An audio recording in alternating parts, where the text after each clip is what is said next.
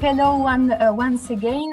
We are continuing our conference, this time dedicated to the transdisciplinary dimension of ICN. We say ICN creaCtive Business School. It's a mix of creativity and action. So I'm pleased today to exchange today with three professors at our school. First of all, I will present them briefly. Stefan Solenberg, he is an associate professor of branding, creativity, and innovation management at ICN Business School in Germany. He has 20 years of academic and corporate experience in the field of marketing and advertising. He holds a PhD diploma in philosophy and a master in communication studies from the University of Art in Berlin. And his research focus is on co-creative branding, team flow, and creative training. On top of this, he is certified a Lego serious play and design thinking facilitator. We have also a pleasure to talk today with Michel Verlaine, who has a PhD diploma in economics and management. At ICN, he is in charge of topics related to the financial industries and decision theory. He teaches a lot of subjects, but today we will talk especially about the geopolitics of finance. And before joining ICN Business School, he worked for the Ministry of Economics in Luxembourg. He was a part of Ernst & Young Risk Advisor Unit, and he was also a freelance advisor involved in risk review following the subprime crisis. Finally, we are here with Dr. Christa Feinsmillion. She is a head of the Human Resources and Organizational Behavior Department at ICN Business School.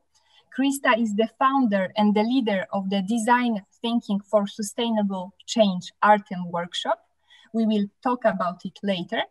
And Christa is also ICN's male equality officer and represents ICN in the equality work group of Conférence des Grandes Écoles. I'm really impressed even to present you today. I'm so happy to discover this Artem spirit of our school to English-speaking audience. Maybe I will start with Stefan, because you've joined us not a long time ago. It was in September last year. So maybe, Stefan, could you tell us why have you joined the ICN family and what is Artem for you? Okay, welcome to everybody.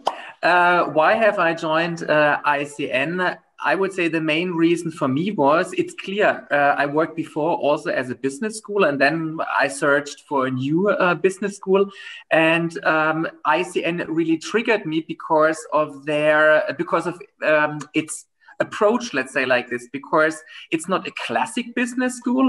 It's really a business school interested in transdisciplinary thinking, and ICN regards management more as an interdisciplinary topic.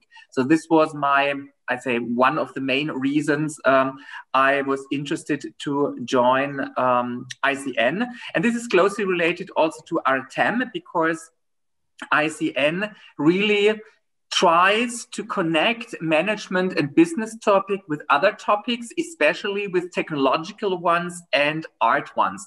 And I think this makes ICN really unique in the landscape of business schools in Europe, I would say. Definitely, definitely. So could you tell us a little bit more what is an atelier at ICN, and could you explain your experience with it? Okay.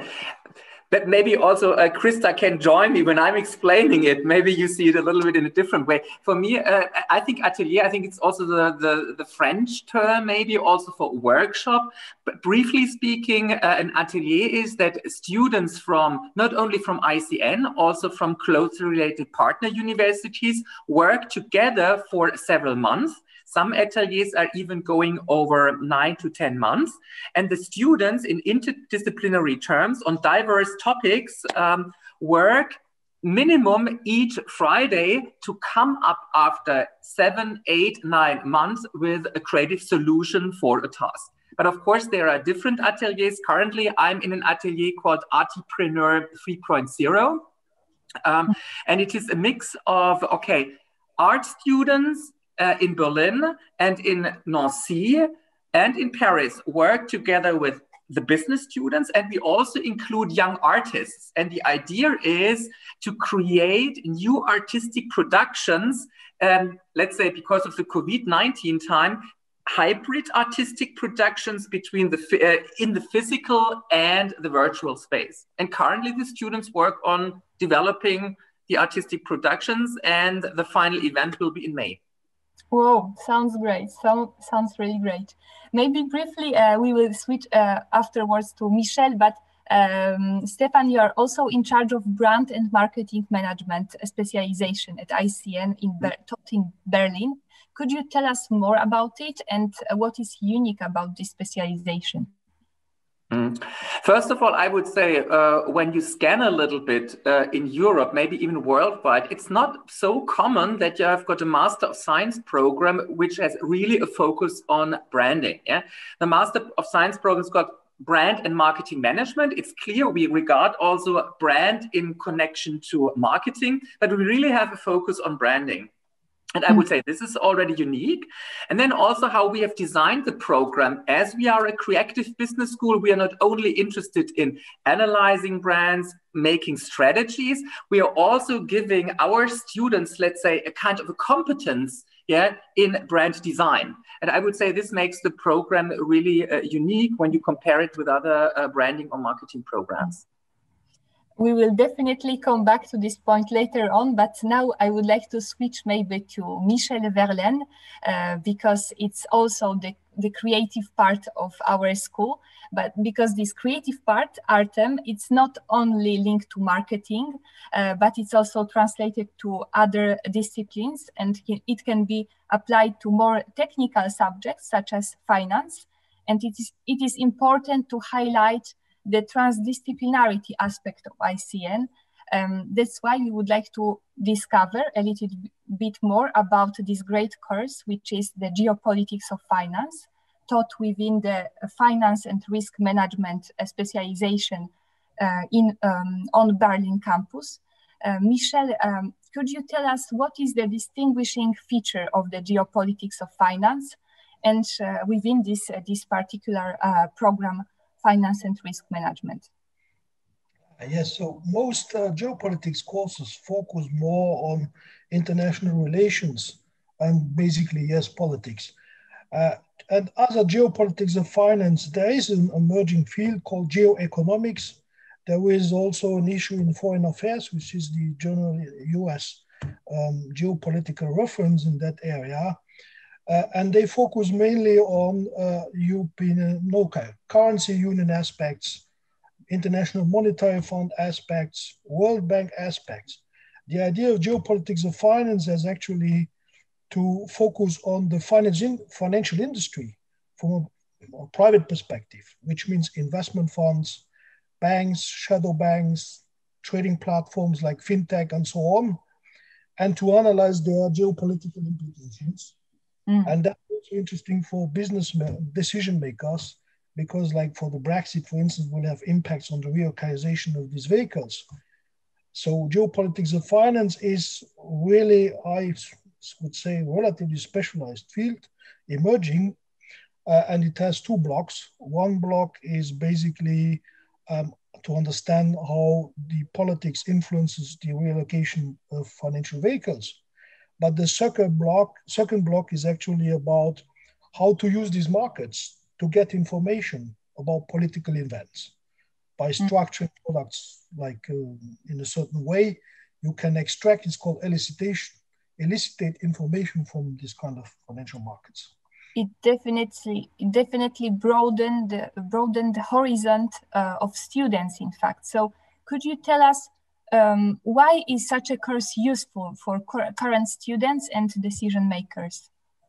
It's very useful because actually the subprime crisis, it has been some time ago, but also now the COVID, for instance, which will have economic and financial impacts and maybe political impacts that might lead some countries to go out of the European Union, like it was the case with Brexit, means that Well, students need to understand the international environment and the interactions financially.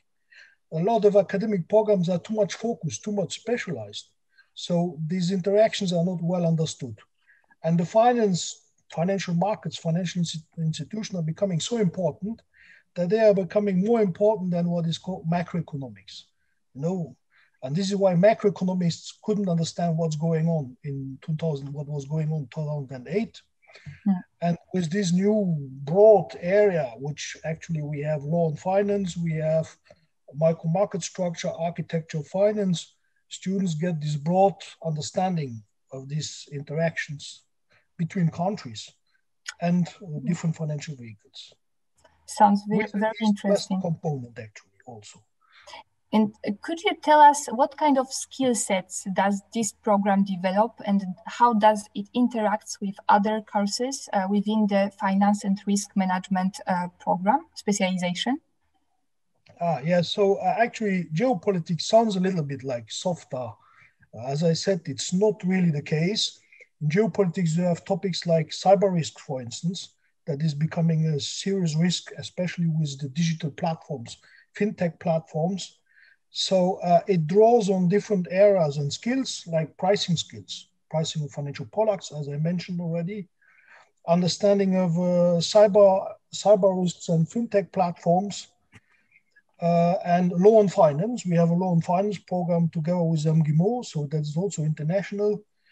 And as I mentioned, architecture of finance. So there are a few courses, some are very technical actually. And then all this is put together to create this product with on top of it some strategic thinking, let's say, about finance. Yeah, it looks a little bit complicated, but it sounds very, very interesting. So thank you very much for sharing this information with us. Maybe last question, Michel, could you tell us how this program interacts with international universities and why it is taught in Berlin? Yes, it's actually a project I'm developing, trying around with other people, basically step by step. One teacher actually in the Geopolitics of Finance course was Vera Ageva, who is teaching in Higher School of Economics in Russia, which is the most modern school there, and in Sciences Po in Paris.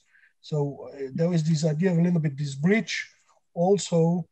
And so apart from that, there is law and finance with MGIMO, and I have other people in the pipeline that are Chinese speaking fluently to make also create this East-West analytical skills, basically. And actually, if you think about Berlin, Berlin is a former East-West center, let's say. So our ICN Business School as a business school that has a French-German flavor also, with contacts in the East, is well positioned in that sense. So, and I'm trying to put this a little bit forward in this kind of programs. So we could say that it's a strategic place to study this kind of view.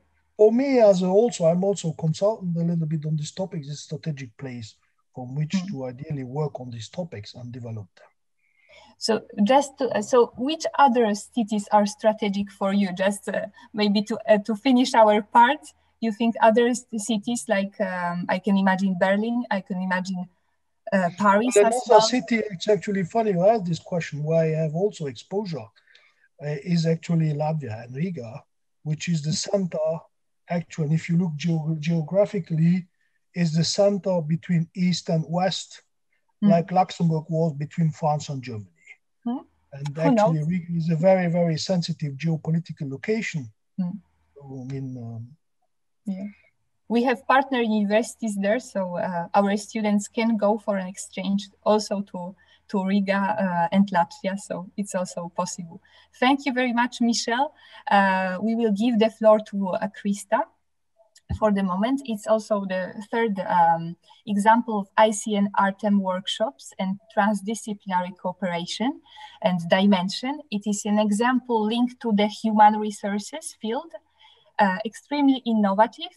And we are really proud to say that the workshop of Krista is taught already 10 years. And so it's a really great feeling, I can imagine, to see how it evolves through the years.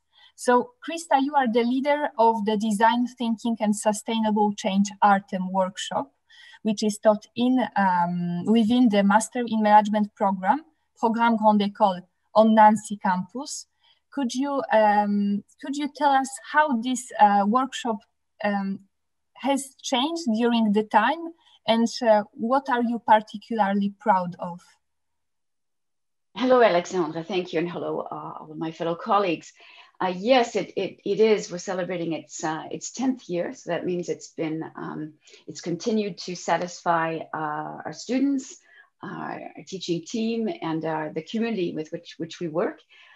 I want to say that before even initiating this workshop, I was executive MBA director, and once leaving this role, I was asked to invent an Artem workshop. And I said, of course, like everyone, what is an Artem workshop?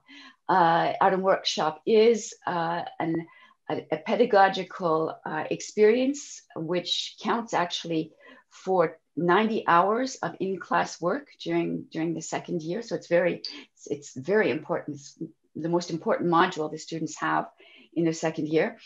And what is special about it is that it brings students from the 3 schools, at least in Nancy, who make the Artem campus. So we bring together engineers students as well as management students and art students, and that's what makes it especially special. This multidisciplinary student group. And today it's called Design Thinking for Sustainable Change. So there's a link directly with what Stefan is doing. 10 years ago, we went into companies that we knew were flagship companies in the county, and they were doing things right. They're not only producing products of high quality, but the way they produced seemed right. And so we went in and we just tried to discover what made the process with which they produce their products right.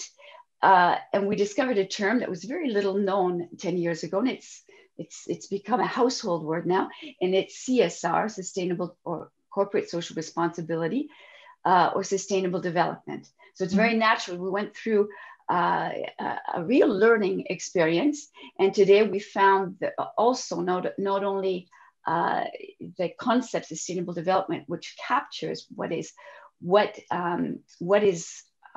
we can bring to companies and what they can bring to us, but it's also the approach we can help them look at their problems and find solutions, and that has been design thinking.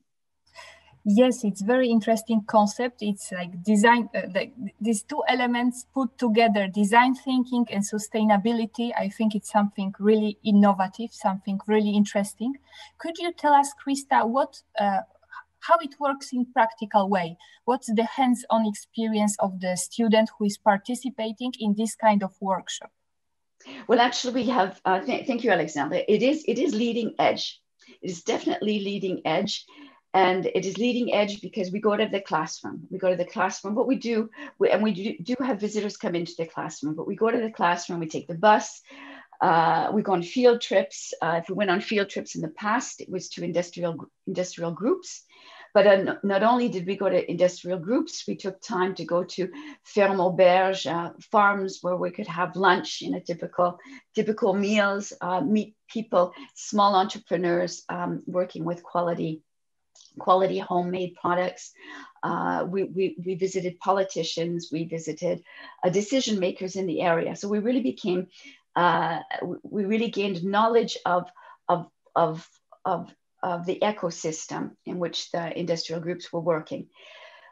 Stefan mentioned this exceptional year, this COVID year, and we'd like to see the end of it, but we have to adapt like the world is adapting. And so instead of actually going to the farm this year, we had to have the students experience what a farm was. And so myself and a colleague who leads the design thinking sessions the 2 of us went with our masks, of course, to a farm. We met the vice president of the Chamber of Agriculture, who is a farmer, who is a woman. And we took pictures. We took pictures, we took films. We went to the methanization plant. We actually had virtual visit of the farm, and the students online interacted, asked questions. One of the questions they asked was, "Does it smell?" We confirmed yes, and they said that's the part of it.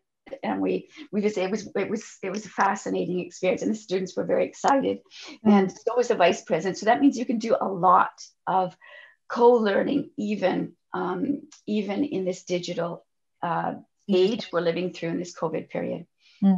So you adapt to the situation, in fact, in the current situation of COVID, and that's great as well. Thank you very much, Krista. Maybe the last question for Stefan, because I think that it would be good to finish our conference with this question. Stefan, maybe could you tell us why shall students study at ICN, and especially at ICN, and especially at ICN in Berlin?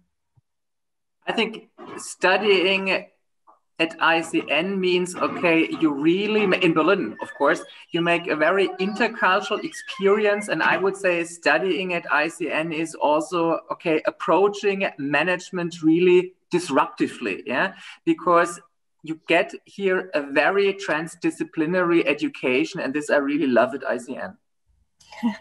Thank you. It's really great to have this end phrase. I would like to thank you once again for your time, for your participation, your willingness to share your skills and this creative and transdisciplinary experience at ICN. I hope that it will make our future students want to discover more about ICN programs taught in Paris, Nancy, and Berlin. Do not hesitate to contact us afterwards. And for the moment, it's the end of this conference about the creative dimension of ICN. But do not leave us. We are continuing our international conference with Lena and her guests. They will focus on Berlin campus and its main features. So stay with us and enjoy the next meeting. Thank you.